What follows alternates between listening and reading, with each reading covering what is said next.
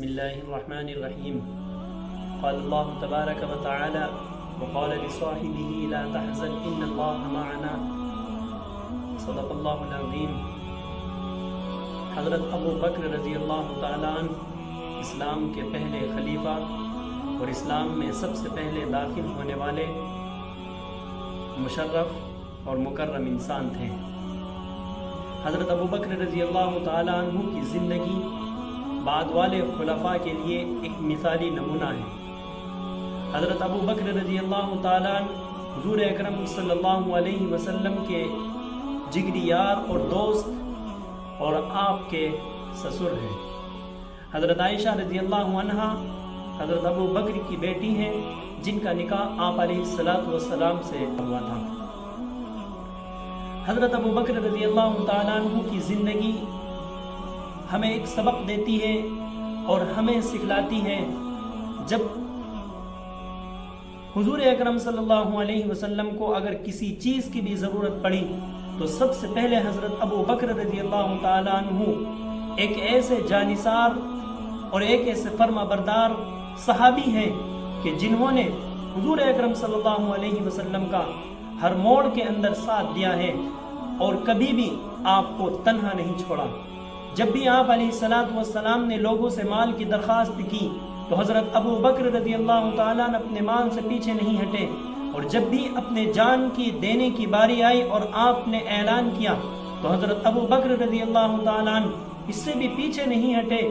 اور ہر محاذ پر, ہر جنگ میں, ہر میدان میں, ہر عمل کے اعتبار سے حضور اکرم صلی اللہ علیہ وسلم کے ساتھ رہے. اور سب سے بڑی قربانی حضرت ابو بکر رضی اللہ تعالیٰ عنہ کی جو آپ نے آپ علیہ السلام کے ساتھ کی ہے, کسی اور صحابی کو اس کا شرف نہیں بخشا کہ جب اللہ رب العزت کی طرف سے حضور اکرم صلی اللہ علیہ وسلم کو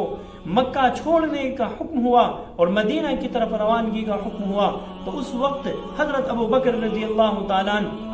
آپ کے ساتھ ہو لیے اور آپ کے ساتھ چلے ہیں. اور غار ثور کے اندر آپ صلی اللہ علیہ وسلم اور حضرت ابو بکر رضی اللہ تعالیٰ دونوں کے دونوں یار اس غار کے اندر 3 دن تک مسلسل وہاں پر قیام فرمایا. اور اس 3 دن کے اندر جو بھی مشقتیں اور دقتیں آئیں حضرت ابو بکر رضی اللہ تعالیٰ عنہ نے اپنے اوپر ان سب کو برداشت کیا ہے. جب کفار مکہ کو یہ خبر ہوئی کہ حضور اکرم صلی اللہ علیہ وسلم یہاں سے نکل چکے ہیں تو ان لوگوں نے آپ علیہ السلام کی تلاش میں اور آپ کو تلاش کرنے کے لیے بہت سے نوجوانوں کو لگا دیا. مکہ کے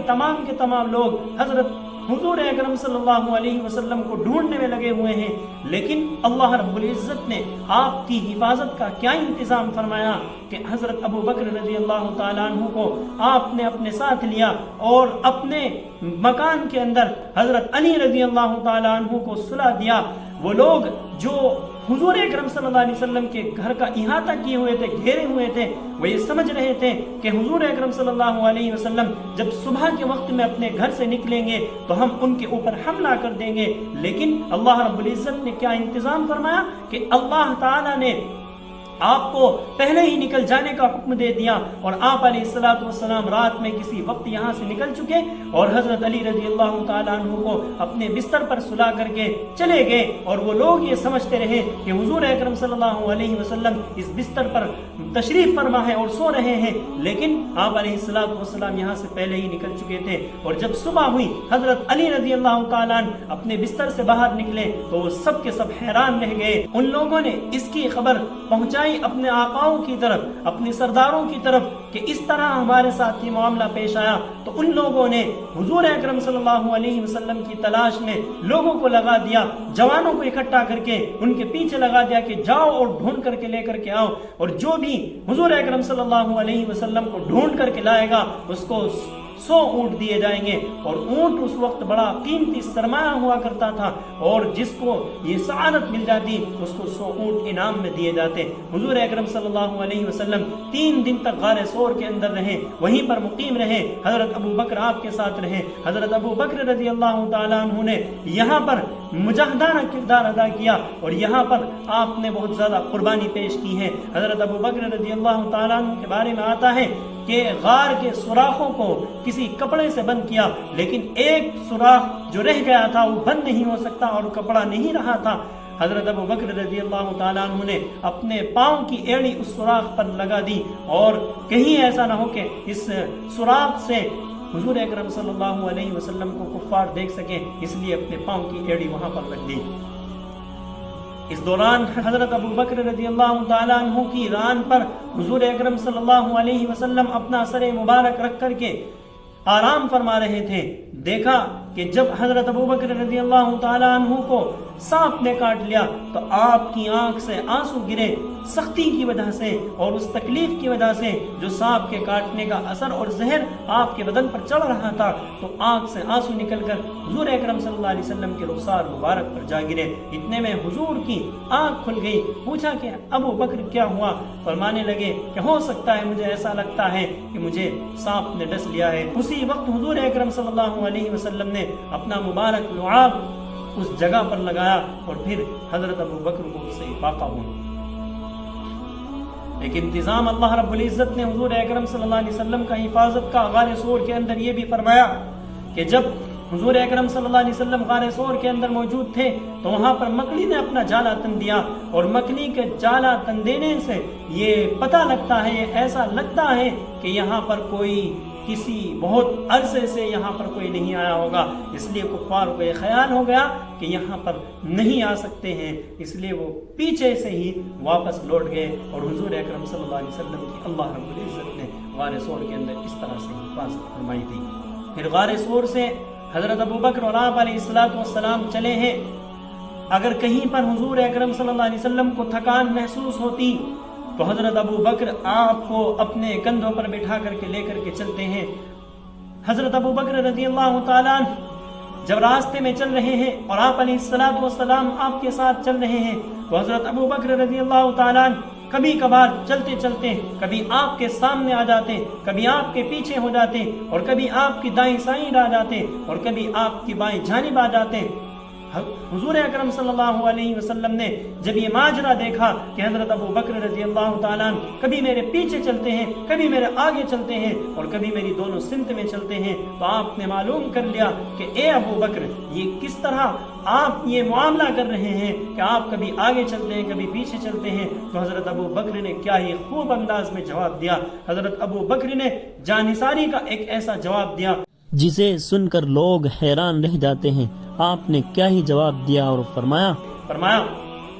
کہ اے اللہ کے رسول، جب مجھے شبہ ہوتا ہے کہ کہیں کفار آپ کو آگے سے وار نہ کر دیں تو میں آپ کے آگے آ جاتا ہوں، اور کبھی مجھے یہ شبہ ہوتا ہے کہ کفار آپ کے پیچھے سے حملہ کر سکتا ہے، وار کر سکتا ہے، تو میں آپ کے پیچھے آ جاتا ہوں، اور کبھی مجھے یہ خدشہ ہوتا ہے کفار بائیں جانب سے کر سکتے ہیں تو میں آپ کی بائیں سمت میں آ جاتا ہوں، اور کبھی مجھے یہ شبہ ہوتا ہے کہ کفار دائیں جانب سے آپ کے اوپر حملہ کر سکتے ہیں، تیر سے وار کر سکتے ہیں، تو میں آپ کی دائیں جانب میں آ جاتا ہوں، اور میں اس لیے کرتا ہوں کہ آپ کو وہ تیر نہ لگے، آپ کو وہ وار نہ لگے۔ جو کفار آپ کے اوپر وار کرنے والے ہیں وہ کفار آپ کے لگنے سے پہلے میرے لگ جائے، کیونکہ مجھے آپ کی تکلیف بالکل بھی گوارا نہیں ہے۔ اس طرح حضرت ابو بکر رضی اللہ تعالیٰ نے حضور اکرم صلی اللہ علیہ وسلم کی حفاظت کی ہے، اور بحفاظت آپ علیہ السلام کو مدینہ کی طرف منتقل کیا ہے اور مدینہ کے اندر آپ کو پہنچایا ہے۔ اس طرح حضرت ابو بکر رضی اللہ تعالیٰ عنہ نے حضور اکرم صلی اللہ علیہ وسلم کی حفاظت کی ہے۔ اس قربانی کے بعد حضرت عمر رضی اللہ تعالیٰ عنہ حضرت ابو بکر سے اکثر فرمایا کرتے تھے کہ اے ابو بکر، میری جتنی بھی زندگی کی تمام نیکیاں ہیں وہ تم لے لو، اور مجھے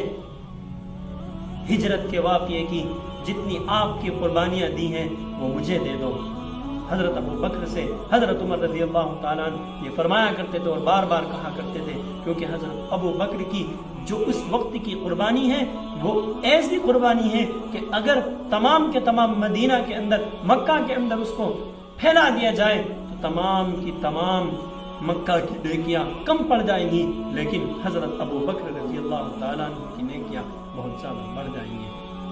اس سے مقام اور رتبہ حضرت ابو بکر کا معلوم ہوتا ہے کہ حضرت ابو بکر رضی اللہ تعالیٰ عنہ نے حضور اکرم صلی اللہ علیہ وسلم کی کس طرح سے حفاظت کی، اور صرف آپ کی حفاظت نہیں کی، آپ کے دین کی بھی حفاظت کی، آپ کی خلافت کی بھی حفاظت کی۔ حضرت ابو بکر رضی اللہ تعالیٰ عنہ جب حضور اکرم صلی اللہ علیہ وسلم کا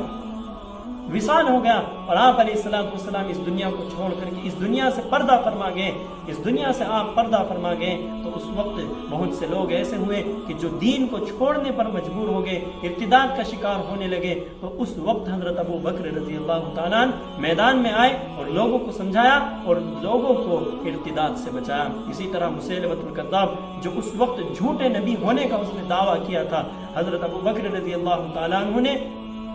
اس کا خاتمہ بھی فرمایا۔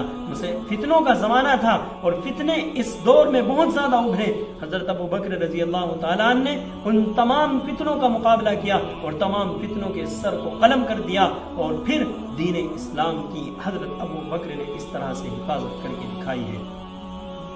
حضرت ابو بکر رضی اللہ تعالیٰ عنہ کی خلافت 2 سال تک رہی اور 63 برس کی عمر میں 22 جمادی الثانی کو حضرت ابو بکر کی وفات ہو گئی، اور آپ علیہ السلام کی عمر جتنی تھی 63 سال کی عمر، حضرت ابو بکر کی بھی زندگی اور حضرت ابو بکر کی عمر بھی 63 سال ہوئی۔ یہ ایک موافقت ہے حضرت ابو بکر کو حضور اکرم صلی اللہ علیہ وسلم سے۔ جتنی عمر حضور اکرم صلی اللہ علیہ وسلم کی تھی اتنی ہی عمر اللہ رب العزت نے حضرت ابو بکر کو عطا فرمائی 63 سال کی عمر میں، اور پھر آپ کا انتقال ہو گیا، آپ بھی اس دنیا سے